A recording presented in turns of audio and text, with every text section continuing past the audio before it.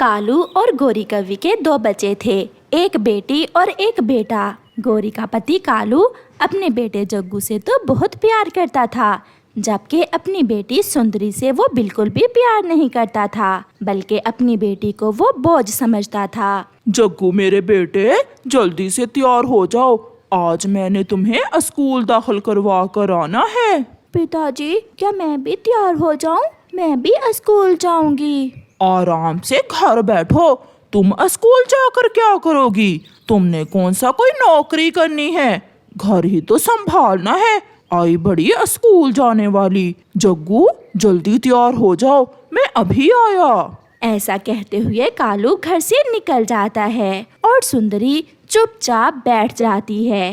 वो अपने भाई को हसरत भरी निगाहों से देख रही थी। काश मैं भी लड़का होती तो पिताजी आज मुझे भी स्कूल दाखिल करवाते, मैं भी पढ़ती और अपने माता पिता का सहारा बनती। सुंदरी खुद से ऐसे बातें कर रही थी। कालू कौवा अपने दोस्त कबूतर के पास जाता है। यार कबूतर, तुम्हें तो पता है मेरा एक ही बेटा है। कालू झूठ तो ना बोलो, तुम्हारी एक बेटी भी तो है। यार कबूतर, बेटी का होना ना होना एक बराबर होता है। असल बात तो बेटे की ही होती है। बेटे ही तो हमारे बढ़ापे का सहारा बनते हैं। अच्छा मेरी बात तो पूरी सुन लो। आजकल मेरा हाथ थोड़ा सा तंग है, दिहाड़ी ठीक तरीके से नहीं लग रही। मैंने आज अपने बेटे को स्कूल में दाखिल करवाना है। उसकी किताबें लेने के लिए मेरे पास पैसे नहीं है। अगर तुम मुझे कुछ उधार रकम दे देते तो मैं। सॉरी कालू, मैं तो खुद बेरोजगार हूँ। नौकरी की तलाश में सारा दिन मारा मारा फिरता हूँ, लेकिन नौकरी मिल ही नहीं रही। मैं तुम्हें पैसे कहाँ से दूंगा? अच्छा, मैं तो बड़ी आशा लेकर तुम्हारे पास आया था। फिर कालू वहाँ से मिट्ठू के पास जाता है, लेकिन मिट्ठू भी कालू को अपनी गुर्बत के दुखड़े सुनाता है। चिड़िया के पास भी कालू को देने के लिए कुछ भी नहीं था। फिर कालू निराश होकर नदी किनारे बैठ जाता है। सोचा था कर्जा लेकर अपने बेटे को पढ़ा लूंगा और फिर जग्गू बड़ा होकर सारा कर्जा उतार देगा, लेकिन अब मैं क्या करूं? कालू ऐसे सोच रहा था कि उसके पास एक हवाई मोटर आकर रुकती है। उसमें एक कौवा बैठा हुआ था। वो कौवा कालू के पास आता है। क्या आप इसी जंगल में रहते हैं? हाँ, मैं इसी जंगल में रहता हूँ। आप कौन है? मैंने आपको पहले कभी नहीं इस जंगल में देखा। मैं शहर वाले जंगल से आया हूँ। असल में हम कोई बच्चा गोद लेना चाहते हैं, क्योंकि मेरा कोई बच्चा नहीं है। मेरी पत्नी जो अंडा भी देती है वो खराब हो जाता है। मेरी पत्नी को संतान की बहुत इच्छा है। संतान के दुख ने उसे बीमार कर दिया है। अगर आपकी नजर में कोई गरीब बच्चा है तो मुझे बताइए, मैं मुंह मांगी रकम दूंगा उसके माँ बाप को। ये सुनकर कालू सोचता है, अगर मैं सुंदरी को इसे दे दूं तो मुझे अच्छी खासी रकम मिल जाएगी। मैं जग्गू को भी पढ़ा लूंगा और खुद भी ऐश करूंगा। आपकी सोच में पड़ गए। हाँ, एक बच्चा तो है, लेकिन वो लड़की है। लड़की है तो क्या हुआ, हमें इस बात से कोई फर्क नहीं पड़ता। तो फिर चले, मैं आपको अभी वो बच्ची दे देता हूँ। वो मेरी खुद की ही बेटी है। ये तो बहुत अच्छा हुआ, मैं आपको मुंह मांगी रकम दूंगा। फिर कालू कौवा उस अमीर कौवे को अपने घर ले जाता है। ये तो बहुत सुंदर बच्ची है। बेटी आओ, मेरे पास आओ। सुंदरी उस अजनबी कौवे को देखकर डर जाती है। सुंदरी डरो नहीं, आज से ये ही तुम्हारे पिता हैं। ये तुम्हें बहुत प्यार से रखेंगे। कालू, तुम्हारा दिमाग तो खराब नहीं हो गया? ये क्या कह रहे हो तुम? चुप कर जाओ।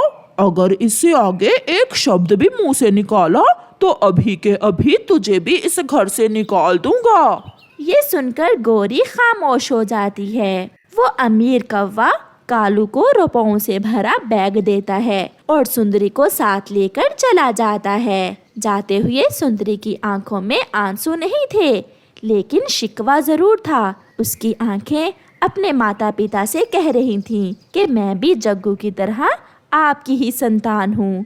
फिर मेरे साथ ये सब क्यों?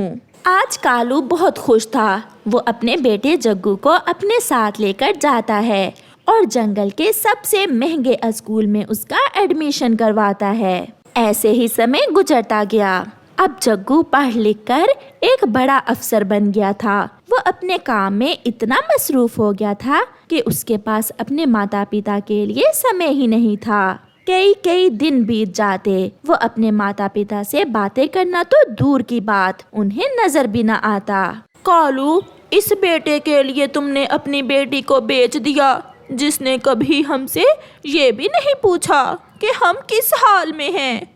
सिर्फ पैसा ही सब कुछ नहीं होता।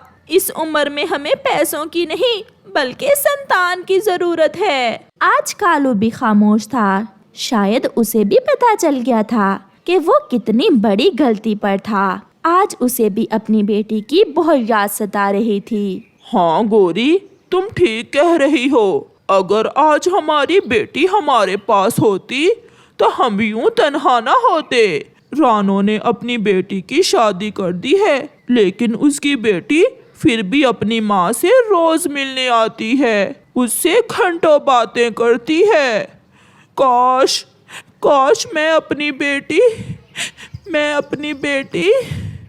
आज कालू अपनी बेटी को याद करके फूट फूट कर रो रहा था, लेकिन अब समय लौट कर नहीं आना था। गुड़िया एक दिन स्कूल जा रही थी कि वहाँ सुंदरी कवि आती है। गुड़िया, बात सुनो, क्यों ना आज खेलने चले? जब स्कूल से छुट्टी का टाइम होगा तो घर चले जाएंगे। क्या तुम ये क्या कह रही हो? अगर हम स्कूल नहीं जाएंगे तो पढ़ाई कैसे करेंगे और हम फेल हो जाएंगे, और अगर मम्मा को पता चला तो वो भी बहुत नाराज होंगी। तुमसे तो बात करना ही फजूल है, हर वक्त भाषण ही देती रहती हो। सुंदरी नाराज होकर वहाँ से चली जाती है। गुड़िया भी स्कूल चली जाती है। क्लास में मिठू टीचर बच्चों से पूछता है, अच्छा बच्चों, मुझे ये बताओ, ऐसी कौन सी चीज है जिसे हमसे ज्यादा दूसरे इस्तेमाल करते हैं, जबकि वो चीज हमारी ही होती है?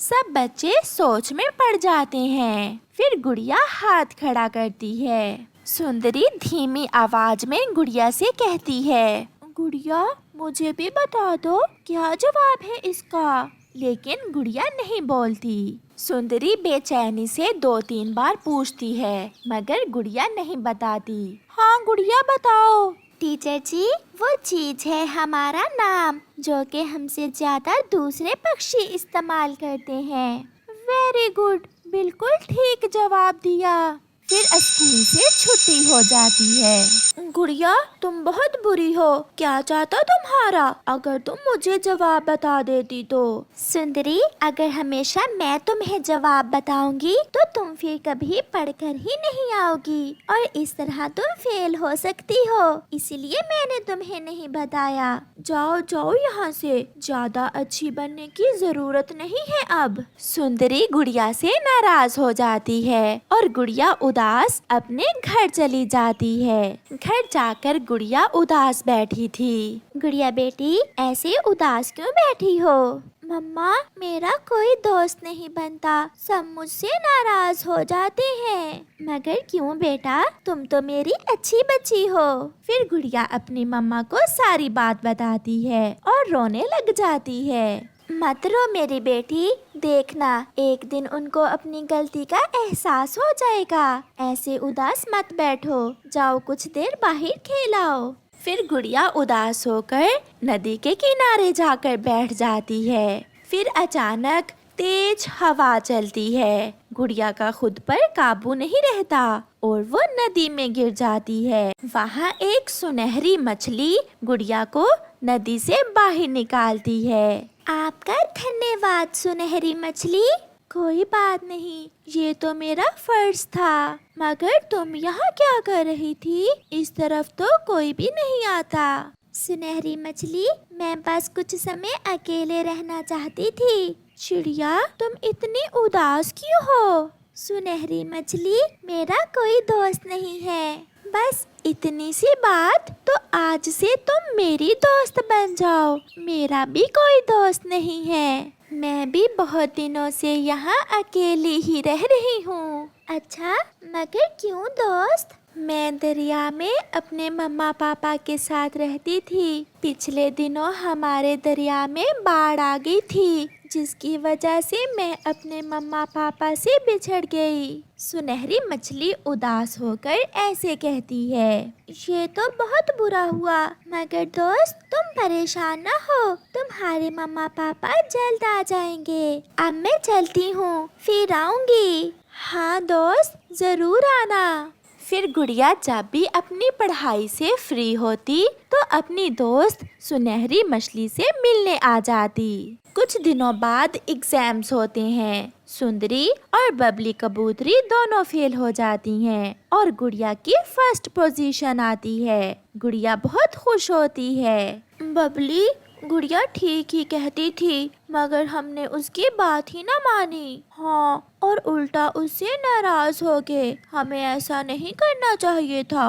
बबली, चलो अब हम चलकर उससे माफी मांग लेते हैं। फिर सुंदरी और बबली गुड़िया से माफी मांगती हैं। गुड़िया उनको माफ कर देती है। मैं बहुत खुश हूँ कि मुझे मेरी सहेलियाँ वापस मिल गई। तुम जानती हो, मेरी एक और सहेली भी है। चलो मैं तुम्हें मिलवाती हूँ अपनी सहेली से। फिर वो तीनों नदी पर सुनहरी मछली के पास जाती हैं। गुड़िया, अच्छा हुआ तुम आ गई। मैं तुम्हारा ही इंतजार कर रही थी। देखो, मेरे मम्मा पापा आ गए। गुड़िया बहुत खुश थी कि सुनहरी मछली को उसके मम्मा पापा मिल गए, मगर उदास भी थी क्योंकि उसकी बहुत अच्छी दोस्त उससे दूर जा रही थी। गुड़िया, उदास क्यों होती हो? हम है ना, अब हम कभी भी तुमसे नाराज नहीं होंगे। हाँ गुड़िया सहेली, हम हमेशा इकट्ठे रहेंगे। फिर गुड़िया भी अपनी सहेलियों की बात सुनकर खुश हो जाती है।